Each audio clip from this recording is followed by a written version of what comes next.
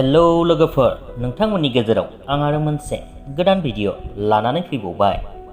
बे भिडिअआनो जादों लोगोफोर मुंदांखा फावखुंगुर सिद्धार्थ आरो फावखुंग्रि जुहि नार्जारी लोगोसेनो शिवा बिथांमोननि जयै फाव खालामनाय मोनसे आबुं बड' मिउजिक भिडिअआ बावैसो अफिसियेल रिलिज खालामजाबाय।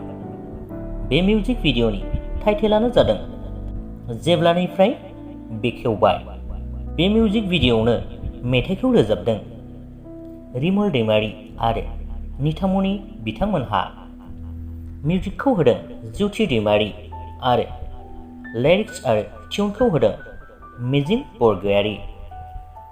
बे मिउजिक भिडिअखौनो डाइरेक्सन खालामदों बिथां पुर्ण बसुमतारी। लोगोफोर, बे मिउजिक भिडिअखौ नोंथांमोनहा आरबि फिल्म प्रडाक्शन चेनेलाव थांनानै नायहैनो हासिगोन।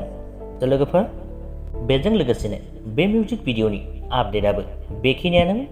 जायफोर नोंथांमोना बिथांमोननि मिउजिक भिडिअखौ नायनो होननानै नेनानै दंमोन, नोंथांमोनहा दायो आरबि फिल्म प्रडाक्शन चेनेलाव थांनानै नायहैनो हासिगोन।